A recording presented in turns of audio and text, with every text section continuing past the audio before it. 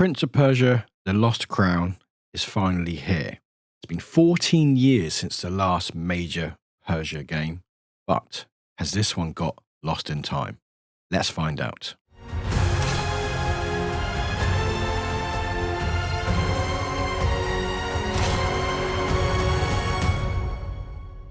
Hey everybody, my name is Warwick and welcome back to another review video, or if you're watching for the first time, welcome to this review video. Hope you're doing well. Like I said, my name is Warwick and I mainly stream on Twitch, twitch.tv/Warwick, and also I do YouTube videos like this one, and I've got a lot of other content that you can find pretty much everywhere. But today we are reviewing Prince of Persia, The Lost Crown, which is the brand new Prince of Persia game from Ubisoft. And this is the first one in 14 years since the last major game series. And I didn't think it would be that long, actually. Like in my previous review for Alan Wake 2, that was 13 years. So reviewing this game, I didn't realize it was that long since we had a major release of this franchise. But I'm very excited to see it back. And it's had a bit of a new look, as you may see from the teaser trailers and stuff already. It's a bit of sort of Metroidvania type game now, sort of 2D with 3D and stuff. But like I said, we're going to be talking about my thoughts and feelings of this game and let you know what it's all about. So a bit of a premise of the game. You play as a character called Sargon,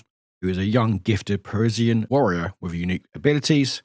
And basically, you are defending your homeland with a bunch of other immortals. That's what you're called. And basically, long story short, you go through some battles at the beginning, and then you realize that the prince has been kidnapped. So it's your mission to save the prince. And with this, we go explore different worlds, different lands, different abilities, different enemies and stuff. But basically, that's the premise of the game. Gets you straight into it. And as you can see here, sort of get a bit of the world building of the game and stuff. I will say with this game, this is based in the world of Prince of Persia. It's not like a remake or reimagining of any previous games. It's a brand new game within the universe. Obviously, I'm sure there will be secrets and surprises later on in the game, which may tie in more than we initially realized. But yeah, so like I said, you're watching now the footage that I recorded. I played this on PS5. And yeah, you go straight into it. So you get a little bit of a backstory of what's going on, who you are, and obviously the immortals, and you very quickly learn about the basics, about sort of jumping, the mechanics, the melee, sort of sliding, all that stuff. And it's a good way to sort of learn about the game. It gets you, eases you into it. Once you've done like the intro part, the tutorial of this game, you sort of learn a bit more about the world, sort of about the characters around you.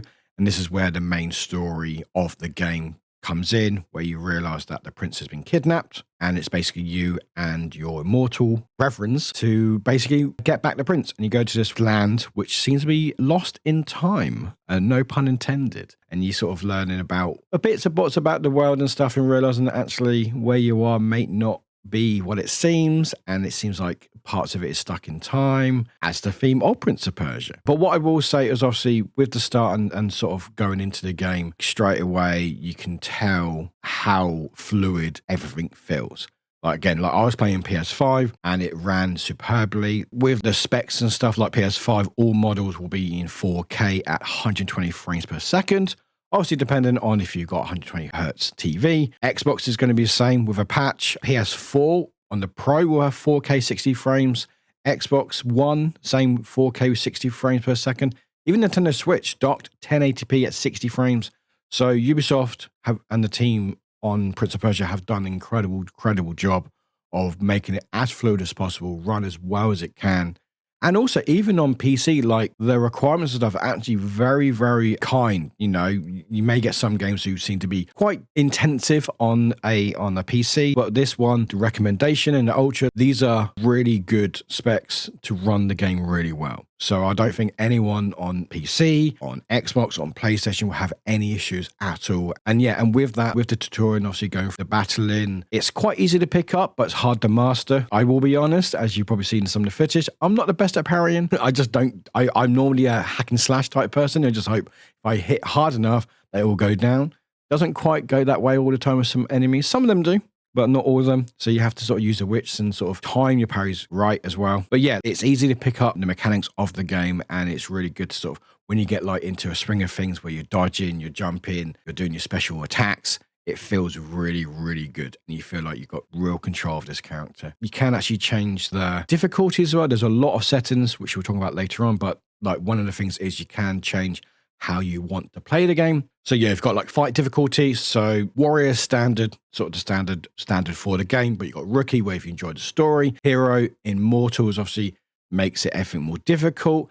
And you can even customize. So you can even customize how you want the game to go. So you can actually have really tanky enemies, but with low health, environmental damage, how much environments hurt you, you can change that. Parry, you can change it to easy. So if you want enemies to be really difficult, but the parrying to be easy, you can change that. Same with dodge windows. And straight away, you notice how much customization there is for the game that you want to play. And I'm very much being an advocate of let's, make a game, but give it accessibility for people to play it how they want to. No one's lesser to play it in a rookie or in a way that makes it easier for them. Every game should be enjoyed by as much people as possible. And having these choices is absolutely a great thing. And I do honestly love the customization of it where you can actually customize everything. Like if you want, I want really enemies with really low damage but loads of health. So you have to hit them loads, or you want really hard parry so you can time that well, or vice versa. And I think that's really, really good. And we definitely need to see more of that, I think, in games. And obviously with the customization, we talk about accessibility, and there's a huge amount of accessibility options available. And again, it's great to see these options available in these types of games. And I will say with Ubisoft, they've been a very big advocate of accessibility. Like when I reviewed Assassin's Creed a while back, which you can check out the video, by the way. I think I put a little tag up somewhere. They had a lot of accessibility. And again, that comes through with this game. You can set it if you don't want camera shake, if you want to make things like easy to see and all sorts. And it's great to see because again, games are there to be played by everyone, and to have these options available to people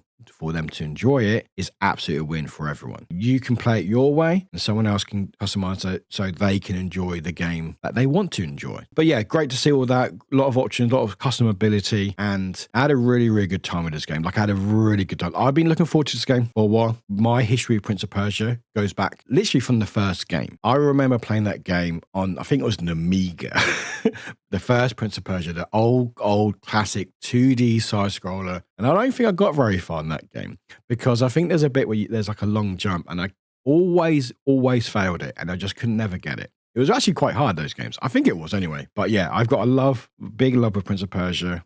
Like one of my favorites of the series was the cell shaded one, Prince of Persia, which was quite a few years ago now. But that was, I think, was one of the first games I ever fully got 100% achievements on the Xbox 360. So that's a game that holds very close to my heart. But I didn't realize how long it's been since the last major game was 14 years. It was like, when I heard that, I was like blown away. That's long. Like I thought it was like, oh, it's only been a few years. No, it's been 14 years. So Ubisoft is taking a big gamble, bringing it back, a big franchise that people may not remember. A lot of people seem to, but sometimes these games, when they come back, the reception may be not as big as people want, but looking at like previews and stuff for this game, everyone seems to be hyped. And again, Ubisoft have taken a big risk, going into a sort of Metroidvania type game, but it absolutely pulls off.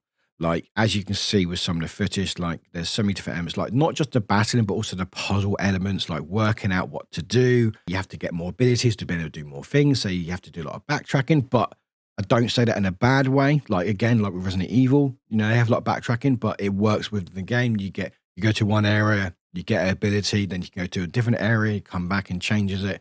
And there's a lot of exploration, and there are tools to help you with that. So you've got like these trees which will heal you, and then you can put amulets on, and then also you get abilities where you can sort of like check out your map. You can take pictures. For example, there's a clip where there's a treasure which you can't access straight away, but you take a picture so you know to come back when you get different ability and you get more skills and stuff as you go into the game. But yeah, they've absolutely knocked it out of the park. Like, this is a game that I've been looking forward to a while. It looks incredible. Like, it's just so fluid, and I'm just so happy to report that this game is fantastic. Like, it's such a fun game. It's challenging, but in a good way. Like, there will be some games out there where it feels like it's unbalanced, like unfairly, like it's not skill based, but it's just hard for the sake of it. Where with this, it feels, I don't like other Metroidvania games like Metroid Dread, for example. These are games that when you fail, you know why. You know why you failed. Okay, so you know, you need to learn parries better, dodging better. Don't just keep smacking everything, Warwick. But no, I had an absolutely brilliant time with this. Like, again, the game feels great. It looks great. The sound design is incredible. In the title sequence, I literally listened to like music, good 10 minutes. It's fantastic. And I'm really intrigued to see where the story goes. I've only scratched the surface. Like, obviously, there's going to be time elements involved, which didn't quite unlock on my playthrough. There's a lot more to explore, a lot more of the story and find out what's going on in this land that seems to be broken in time. But I'm very excited to keep playing it. It's engrossing, it's intriguing, it's a decent like length. It's about 20 to 25 hours of main gameplay. You've got side quests, you've got other elements in the game as well. So there seems like there's going to be a lot there.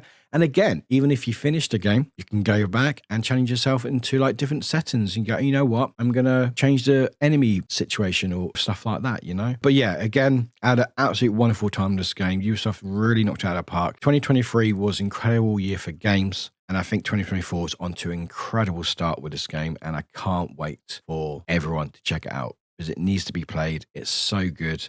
And I had an absolutely brilliant time. Thank you very much for checking out the review video. I really appreciate it. I like doing these review videos because it means I can just play a game and don't have to be on camera, which is great. But if you want to see my face, if you really want to, you can see me on Twitch, which is twitch.tv/Warwick when I mainly stream.